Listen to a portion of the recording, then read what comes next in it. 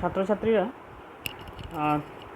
তোমাদেরকে ট্রিগোনোমেট্রির কিছু study materials আমি আগেই পাঠিয়েছিলাম, দুটি ভিডিও পাঠিয়েছি, কিন্তু যে কোয়েশ্চেন্সগুলি দিয়েছিলাম তো সবাই দেখেছি সেগুলো করতে পারোনি। তো তাই আমি আবার এই ভিডিওটি বানাচ্ছি যাতে তোমাদের কনসেপ্টসগুলো একটু ভালো করে ক্লিয়ার হয়। তো এখানে প্রথমে আমরা অধ্যায়টি খুলে নেব, ট্রিগোনোমেট্রি চ্যাপ্টারটা খুলে নাও, অধ্যায় 8, পেজ নাম্বার দেখে নাও তোমরা কত আছে, পেজ নাম্বার 212 মোস্ট প্রবাবলি।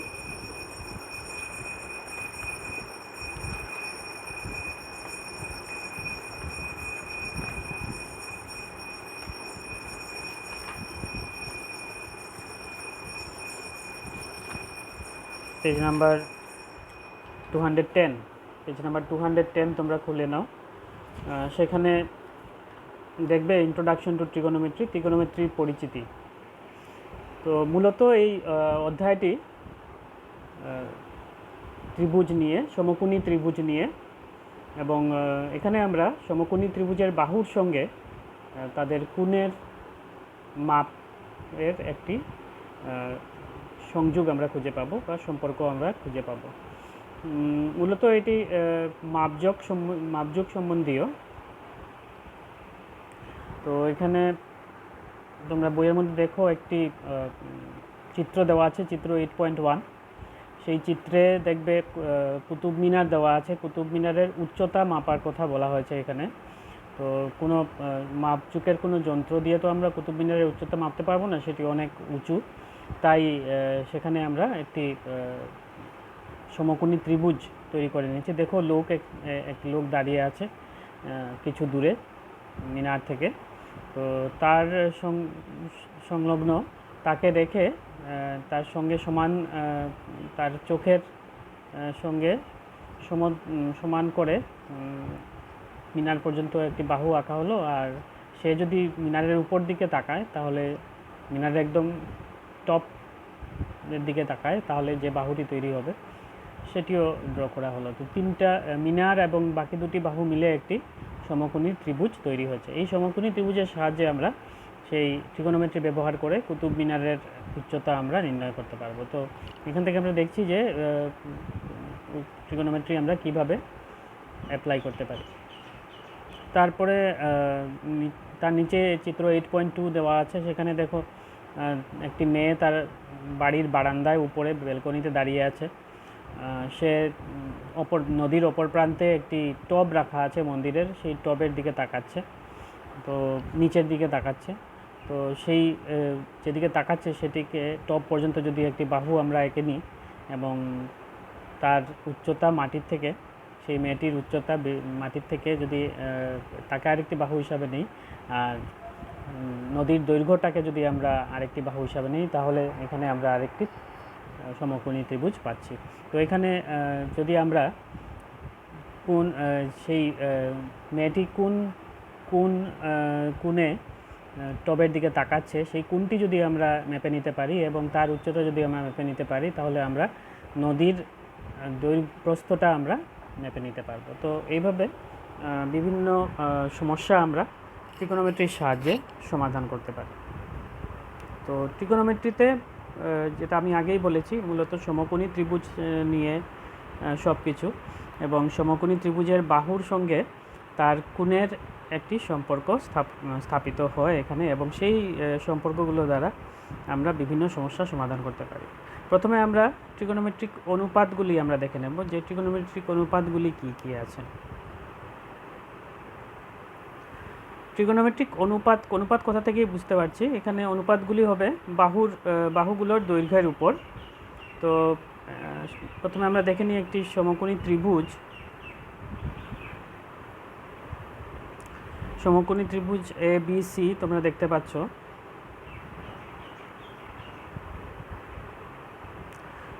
সমকোণী ত্রিভুজ ABC, যার মধ্যে B কোণটি 90 ডিগ্রি। তো A এবং C সূক্ষ্ম কোণ। আমরা জানি যে নিচের যে বাহুটি তাকে ভূমি বলে, এবং ভূমির সঙ্গে 90 ডিগ্রি মানে সমকোণ করে যে বাহুটি থাকে এবি তাকে লম্ব বলে, এবং সর্ববৃহৎ বাহু যেটি সমকোণের হয় তাকে অতিভুজ বলে। তো এখানে কোণ সির সঙ্গে যে বাহুটি আছে, তো সেই সির সঙ্গে যে বাহুটি আছে সির জন্য সেটি ভূমি, এবং সির বিপরীত দিকে যে বাহুটি আছে এবি সেটি হচ্ছে সির জন্য লম্ব। আমরা যদি আবার কোণ পাল্টে দিই তাহলে কিন্তু আবার লম্ব এবং ভূমি বদলে যাবে। যদি আমরা এ কোণটি নেই তাহলে এর সঙ্গে যে বাহুটি আছে এবি সেই বাহুটি হয়ে যাবে ভূমি, আর এর বিপরীত দিকে যে বাহুটি আছে বিসি সেটি হয়ে যাবে লম্ব। অর্থাৎ আমরা কোণ পরিবর্তন করে নিলে লম্ব এবং ভূমিও পরিবর্তন হয়ে যাবে।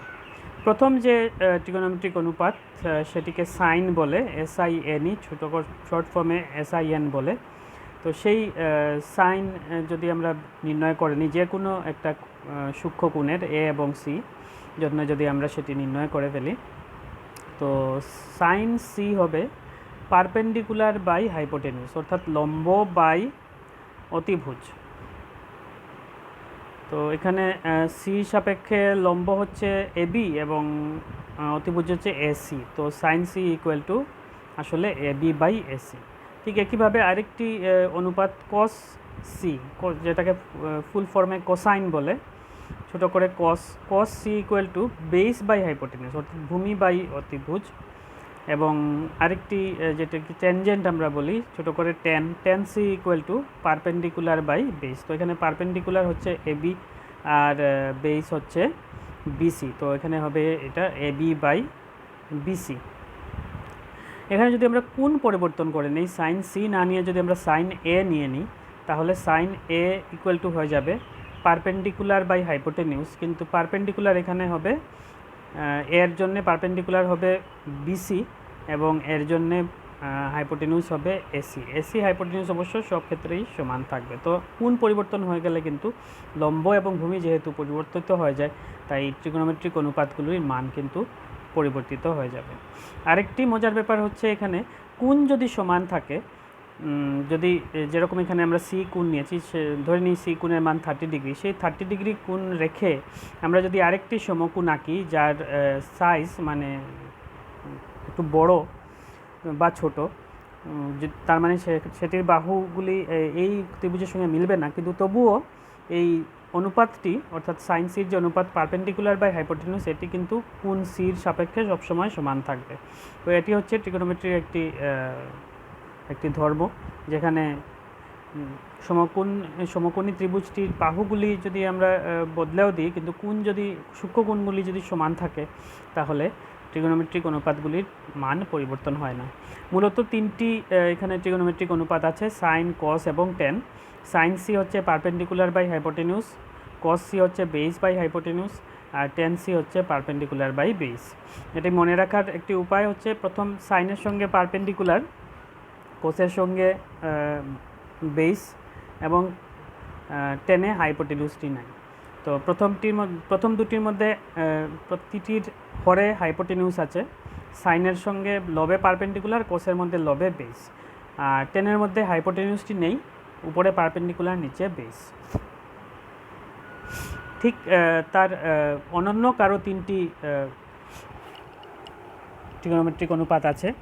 কোসেক সি হচ্ছে সাইন সির অনন্যক, তার মানে সাইন সির যা মান তা উল্টে যাবে। সেখানে সাইন সি যদি পারপেন্ডিকুলার বাই হাইপোটেনিউস হয়, কোসেক সি হয়ে যাবে হাইপোটেনিউস বাই পারপেন্ডিকুলার। ঠিক একইভাবে কস সি তার উল্টো মানে অনন্যক হয়ে যাচ্ছে সেক সি, সেক সিটা হয়ে যাচ্ছে হাইপোটেনিউস বাই বেস, কারণ কস সি হচ্ছে বেস বাই হাইপোটেনিউস। ঠিক একইভাবে টেন সির উল্টোটা হচ্ছে কট সি, অনন্যক হচ্ছে কট সি। টেন সি যেহেতু perpendicular by base, cot C হবে বেস বাই পারপেন্ডিকুলার। এটি ব্যবহার করার সঙ্গে সঙ্গে আমরা অটোমেটিক্যালি এটি আমাদের মনে থাকবে এই সূত্রগুলো। যদি কোনো অসুবিধা হয় তার জন্য একটি নেমোনিক্স আছে, একটি লাইন আছে, সেই লাইনটি মনে রাখলে প্রথম আমরা সেটি ব্যবহার করি যদি, তো মনে রাখতে একটু সুবিধা হয়। তো লাইনটি কি হচ্ছে? লাইনটি হচ্ছে some people have curly black hair to put black। তো সামের এস সাম শব্দ যেটি আছে তার প্রথম অক্ষরটি হচ্ছে এস, তো সেটির সঙ্গে আমরা সাইন জুড়ে দিয়েছি, কারণ সাইনেরও এস দিয়ে শুরু। তো সাম মানে সাইন, পিপুলের সঙ্গে পারপেন্ডিকুলার আর পি যেহেতু, আর হ্যাভের সঙ্গে এইচ, হাইপোটেনিউস। তো sine equal to perpendicular by hypotenuse. কার্লির থেকে কস, ব্ল্যাক থেকে বেস, এইচ থেকে হাইপোটেনিউস, তো cos equal to base by hypotenuse. আর 2 থেকে 10, পুট থেকে পারপেন্ডিকুলার আর বি থেকে ব্ল্যাক থেকে বেস, তো 10 equal to perpendicular by base. তো এভাবে যদি আমাদের মনে রাখতে একটু সুবিধে হয়, তো আমরা এটির সাহায্যে আমরা মনে রাখতে পারি। তো এখানে আমি কয়েকটি অভেদ আরও লিখে রেখেছি। সাইন সি উল্টো হচ্ছে গিয়ে cosec, sine C equal to 1 by cosec C, cosec equal to 1 by sine C, cos C equal to 1 by sec C, আর sec C equal to 1 by cos C, tan C equal to 1 by cot C, আর cot C equal to 1 by tan C. তো এইভাবে আমরা এই trigonometric অনুপাতগুলোকে আমরা মনে রাখতে পারি। তো এখানে আরেকটি জিনিস উল্লেখ করতে হবে যে সমকোণী ত্রিভুজের একটি সূত্র আছে, তার নাম হচ্ছে পাইথাগোরাসের সূত্র।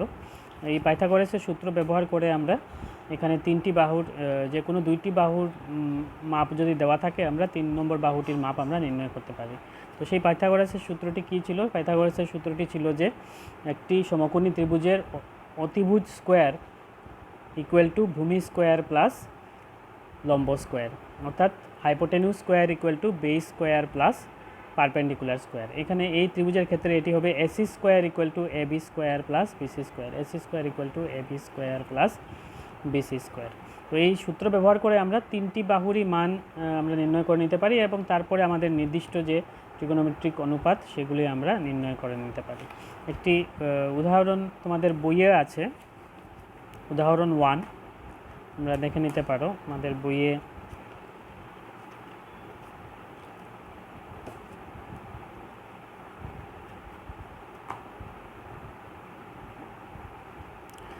উদাহরণ 1 যদি দেখো তোমরা, যদি 10a ইকুয়াল টু 4/3, তাহলে এ কোণের অন্যান্য ত্রিগোণমিতিক অনুপাতগুলো নির্ণয় করো। তো 10 এর মান এখানে দেওয়া আছে, 10a ইকুয়াল টু 4/3, আমাদেরকে বাকি ত্রিগোণমিতিক অনুপাতগুলো নির্ণয় করতে দিয়েছে। তো প্রথমে আমাদের এই ত্রিভুজটি এঁকে নিতে হবে, ত্রিভুজ এবিসি। এখানে এ কোণের অন্যান্য ত্রিগোণমিতিক অনুপাত নির্ণয় করতে হবে, তার মানে এ কোণটি সাপেক্ষে বাকিগুলি নির্ণয় করতে হবে, অর্থাৎ এ কোণটি কখনোই 90 ডিগ্রি হতে পারবে না। তো হয় বিকে 90 ডিগ্রি রাখতে হবে আমাদের, না হলে সিকে রাখতে হবে। তো আমরা এখানে বিকে 90 ডিগ্রি হিসাবে রাখলাম। তো এবিসি ত্রিভুজটি তোমরা বইয়ে দেখে নাও, এবিসি ত্রিভুজটি আছে এখানে, বি কোণটি 90 ডিগ্রি, 10a সমান হয়ে যাচ্ছে 10a সমান হচ্ছে 4/3। তো 10 এর মান কী হবে? 10a আমাদের সূত্র যেটা দেওয়া আছে ট্রিগোনোমেট্রি, 10a ইকুয়াল টু হচ্ছে পারপেন্ডিকুলার বাই বেস।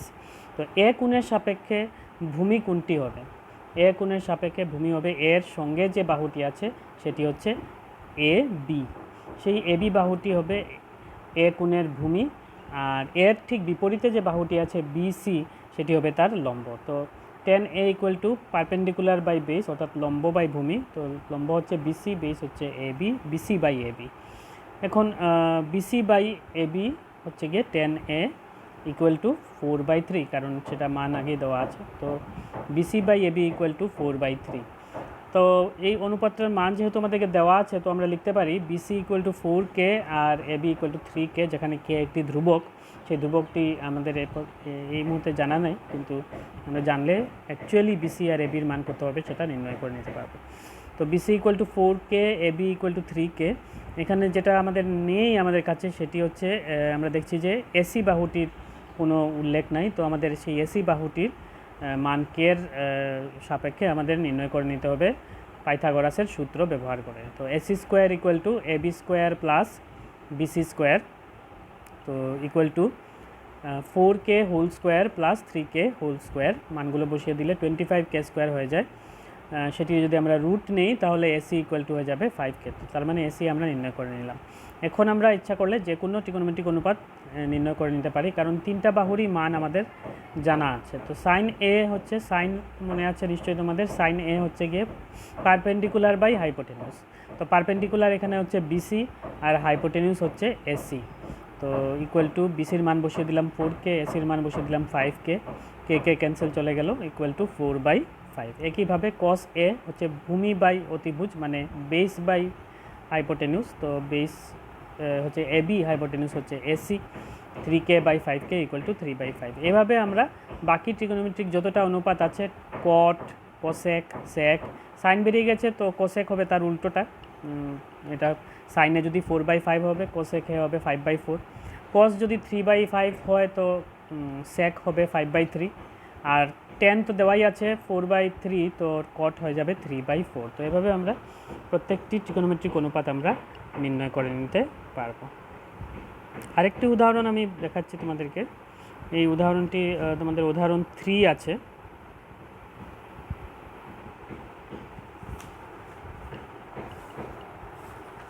উদাহরণ 3তে দেখো, প্রশ্নটিতে দেখো, ধরা হলো ত্রিভুজ এবিসি এর সি কোণ সমকোণ এবং এবি ইকুয়াল টু 29 একক, বিসি ইকুয়াল টু 21 একক এবং কোণ এবিসি ইকুয়াল টু থিটা। নিম্নোক্তগুলোর মান নির্ণয় করো। Cos square theta plus sine square theta, 2 number cos square theta minus sine square theta. তো এখানে কোণ এবিসির একটি নতুন নাম দেওয়া হয়েছে, সেটি একটি গ্রিক শব্দ যার নাম হচ্ছে থিটা। তোমরা দেখে নাও চিত্রটি কীরকম, থিটা লেখে 0 দিয়ে তার ভিতরে একটি টান দিয়ে দিলে সেটি থিটা হয়ে যায়। তো আলাদা কিছু না, সেটি জাস্ট একটা সিম্বল দেওয়া হয়েছে এখানে। আসলে এটি কোণ বি, সেই কোণ বির একটি নাম দেওয়া হয়েছে।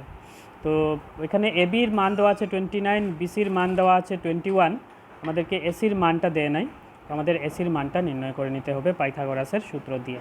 পাইথাগোরাসের সূত্র মতে আমরা জানি যে অতিভুজ স্কোয়ার ইকুয়াল টু ভূমি স্কোয়ার প্লাস লম্ব স্কোয়ার। তো অতিভুজ এবি স্কোয়ার ইকুয়াল টু ভূমি হচ্ছে বিসি আর লম্ব হচ্ছে এসি, তো AC square plus BC square.